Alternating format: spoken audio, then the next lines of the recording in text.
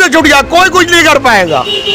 जो सच्चाई है, मान उठे सोडा वाटर की तरह, फिर तो ठंडा हो गया। शर्मा हो, राजा सिंह हो, ये लोग अपना टीआरपी बढ़ाते हैं। हमको एमपी का टिकट मिल जाएगा, हमको राज्यसभा का मेंबर बना दिया जाएगा। वो अपने पार्टी में अपने जो खैरख्वाह हैं मोदी जी हैं उनको खुश करने के लिए ये मालूम ये होता है ये दौर तबाही है, शीशे की अदालत है और पत्थर की गवाही है। दुनिया में कहीं ऐसी तफसील नहीं मिलती। कातिल ही मुहाफिज है और कातिल ही सिपाही है। पूरी दुनिया को डर है। इस्लाम तेजी से बढ़ रहा है। इस्लाम सच्चा मजहब है, इस्लाम अच्छा मजहब है। अल्लाह के रसूल सल्लल्लाहु अलैहि वसल्लम कहीं गए नहीं, बस मक्के से मदीना, और एक जगह बैठकर पूरी दुनिया में आलम इस्लाम को झंडा परचम कर दिया। तो डरना तो होगा। मुसलमानों को अपने हाथ में कानून लेने की कोई जरूरत नहीं। इस वक्त आपकी सुनने वाला कोई नहीं है। आपको बहुत सब्र से, बहुत तमुल से काम करना पड़ेगा। उस राजा सिंह की हिम्मत किसने दिया, उसको तलाश करना होगा। उसके पीछे कौन है, कौन उसका मेन डायरेक्टर कौन है। हिंदुस्तान की सरजमीन से अब जमहूरियत उठ चुका है। हिंदुस्तान में जमहूरियत बोल के कोई चीज नहीं रह गया। हिंदुस्तान में दो तरह का कानून चल रहा है, हिंदुओं के लिए अलग, मुसलमानों के लिए अलग। ये कोई नई बात नहीं है जो हो रहा है। इससे पहले नुपुर शर्मा ने और बयान दिया था हुजूर सरवर कायनात सल्लल्लाहु अलैहि वसल्लम के खिलाफ में, वो भी आज़ाद घूम रही हैं। उनको ऊपर भी रोक लगा दिया अदालत ने, अरेस्ट नहीं किया जा सकता है। और इनको भी अगर पकड़ा गया है अभी, राजेश सिंह नाम है, क्या नाम है इनका, इनको भी छोड़ दिया गया है। राजा सिंह, इनको भी छोड़ दिया गया, मतलब दिखलाने के लिए अरेस्ट किया गया है। इनको अरेस्ट करने का मतलब ये था कि इनको अरेस्ट करके जेल भेजा जाता। अभी यही कोई गुस्ताखी हमारे कौम के बच्चे अगर करते तो उनके ऊपर आतंकवादी और ये देशद्रोही, भारत माता की ये लोग खिलाफ बोलते हैं, ये सारा इल्जाम हमारे नौजवानों के ऊपर लग जाता। लेकिन ये इनको आज़ाद इसलिए कर दिया जाता कि इनको आने वाले 2024 में वोट लेना है। ये हिंदू और मुसलमानों की राजनीति देखना है हिंदुस्तान में कब तक चलेगा। तो जिस तरह से राजा सिंह को 10 दिन के लिए सस्पेंड किया जाता है भारतीय जनता पार्टी के द्वारा, क्या लगता है इसके पीछे क्या नीति है? क्या नीति साफ है, एकदम साफ सुथरी नीति है। ये नीति आज तैयार नहीं हुआ। हिंदुस्तान आज़ाद होने से पहले ये नीति दो आइडियोलॉजी पे हिंदुस्तान पे काम हो रहा था। आरएसएस अपने आइडियोलॉजी पे काम कर रहा था और नेहरू और जो गांधी और पटेल जो थे ये अपने आइडियोलॉजी पे काम कर रहे थे। तो ये लोग तो उस जमाने में दब गए, लेकिन फिर ये लोग 75 साल बाद उभर के निकले हैं। अब देखना ये है जीत किसकी होती है, सच्चाई की जीत होती है कि जालिमों की जीत होती है। आने वाला वक्त जो है अवाम इसका फैसला करेगा। तो जो हिंदुस्तान के लोग हैं इसका फैसला हिंदुस्तान के लोग करेंगे। तो राजा सिंह को कुछ लोग हिंदू हितेश, हिंदुओं के मसीहा नुपुर शर्मा और राजा सिंह को, देखिए ये वो मसीहा है और क्या है नहीं है वो अपने कौम के लिए, लेकिन ये भारत है, ये हिंदुस्तान है, ये संविधान से चलता है, ये शरीयत से नहीं चलेगा। बहुत से लोग जो हमारे कौम कम्युनिटी के लोग हैं वो जो नारा लगा रहे हैं ये सर कलम कर दिया जाए या सर गुस्ताखे रसूल की एक ही सजा, सर तन से जुदा, सर तन से, उनसे मेरी गुजारिश है खुदा के लिए ये नारा आप मत लगाइए। मेरी रिक्वेस्ट है आपसे, ये नारा से आपसी भाईचारगी खराब होती है, आपस में एक नफरत का माहौल बनता है। इस नारे को आप मत लगाइए। मैं उन लोगों से पूछना चाहता हूँ, क्या 1400 बरस पहले हुजूर सरवर कायनात सल्लल्लाहु अलैहि वसल्लम के ज़माने में क्या कोई लोग हुजूर के खिलाफ नहीं थे? लेकिन हुजूर ने कभी नहीं कहा सर तन से जुदा। हुजूर ने सबको मेल मोहब्बत से आगे इस्लाम को बढ़ाया, मोहब्बत से, प्यार के जरिए इस्लाम फैला। नफरत की भाषा बोलना है तो ये अच्छी बात नहीं होगी मेरे जानते में। तो राजा सिंह जो आज अभी जो देखा जा रहा है, हिंदुस्तान में एक कल्चर बन गया है कि पहले नुपुर शर्मा ने रसूल के सामने गुस्ताखी की, तो नुपुर शर्मा के खिलाफ कहाँ कोई कुछ बोला? तो राजा सिंह भी तो ये मुसलमान उठे सोडा वाटर की तरह, फिर तो ठंडा हो गए। कहाँ है? कौन बोलेगा? कौन मेरा रहनुमा है? कोई रहनुमा भी तो होना चाहिए जो बोले। कोई तो रहनुमा नहीं है। अब यही है जो अभी राजा सिंह के बारे में जो बात उठा है, देखिएगा थोड़े दिन बाद ही कूड़ेदान में जाके पड़ा रहेगा। हम लोग का सुनेगा कौन? हुकूमत तो उनकी है, सरकार उनका है, पुलिस डिपार्टमेंट उनका है, अदालत उनका है, महकमा उनका है, डीएम उनका है, कमिश्नर उनके हैं। जो चाह रहे वो लोग कर रहे हैं मनमानी। हम लोग तो बेसहारा अल्लाह के सहारे चल रहे बस। और हम लोग का निगहबान जो है मेरा मालिक, मेरा मौला, मेरा अल्लाह है। और तो कोई समझ में नहीं आ रहा कि हम लोग करें क्या, किसको जाके अपनी फरियाद सुनाए। मालूम ये होता है ये दौर तबाही है, शीशे की अदालत है और पत्थर की गवाही है। दुनिया में कहीं ऐसी तफसील नहीं मिलती। कातिल ही मुहाफिज है और कातिल ही सिपाही है। मालूम ये होता है ये दौर तबाही है। अदालत भी जो फैसला सुना रहा है, अदालत में तो ताली मारने का दिल करता है। बहुत अच्छा फैसला अदालत भी कर रहा है। अदालत ने क्या फैसला सुनाया? बिल्किस बानो के खिलाफ में 14 साल की सजा दी, लेकिन उसको आजाद कर दिया गया है। 11 लोगों को, बलात्कारियों को रिहा कर दिया गया सिर्फ गुजरात का इलेक्शन की वजह से है।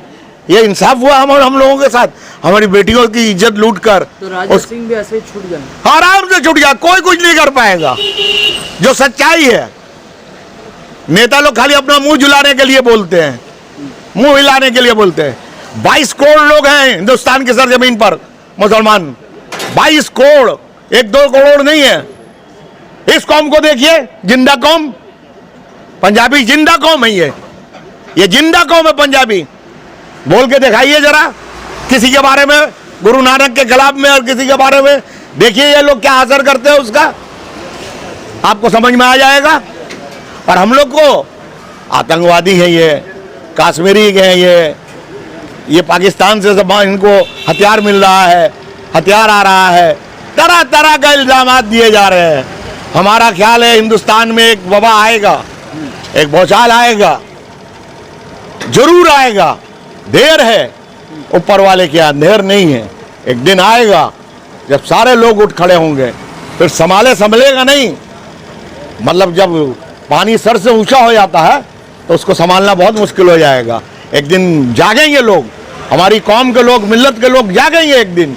ये जो आपसी नफरत है, वहाँ भी सुन्नी, सिख, ईसाई, ये जो नफरत हम लोग में आपस में, शिया सुन्नी, ये तमाम चीज को बलाए ताक उठा कर रख देना पड़ेगा। और तमाम लोगों को, जो भी जिस धर्म से ताल्लुक रखते हो, अगर हिंदुस्तान को बचाना होगा तो हिंदू और मुसलमान, सिख और ईसाई, सारे लोगों को एक जगह जमा होकर आवाज उठाना पड़ेगा, वरना हिंदुस्तान नहीं बचेगा जो हिंदुस्तान के हालात है। जिस तरह से कोई भी डिफेम लोग, जितने भी डिफेम लोग हैं, राजा सिंह हो गए, नुपुर शर्मा हो गए, इनको फेम पाने के लिए प्रॉफिट मोहम्मद साहब का जो नाम लिया जाता है, तो उसको किस तरह से देखते हैं? डर है इस्लाम से पूरी दुनिया को, पूरी दुनिया को डर है। इस्लाम तेजी से बढ़ रहा है।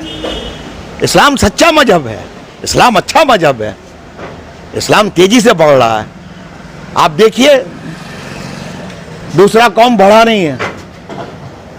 कितने कम लोग मक्के से मदीने हिजरत करके गए थे, आज दुनिया के कोने कोने में मुसलमान हैं। इसलिए यह सच्चा मजहब है। अगर मजहब में मिलावट होता तो मजहब इतना आगे नहीं बढ़ता। ये हमारा मजहब जो है सच्चा मजहब है। नबी के नाम से, अब आप सोचिए, नबी के नाम से ये लोग जो बेहरमती कर रहे हैं, उनको नबी के शान के बारे में कुछ मालूम ही नहीं। एक शख्स तन तना मक्के की सरजमीन पर पैदा होता है और मक्के से मदीना हिजरत करता है। अल्लाह के रसूल सल्लल्लाहु अलैहि वसल्लम कहीं गए नहीं, बस मक्के से मदीना, और एक जगह बैठकर पूरी दुनिया में आलम इस्लाम को झंडा परचम कर दिया। तो डरना तो होगा, डर तो लगेगा, और डरने की जरूरत भी है।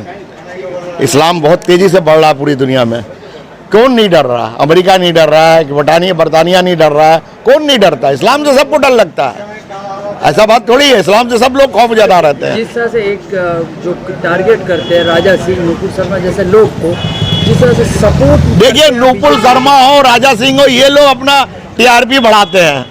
हमको एमपी का टिकट मिल जाएगा, हमको राज्यसभा का मेंबर बना दिया जाएगा।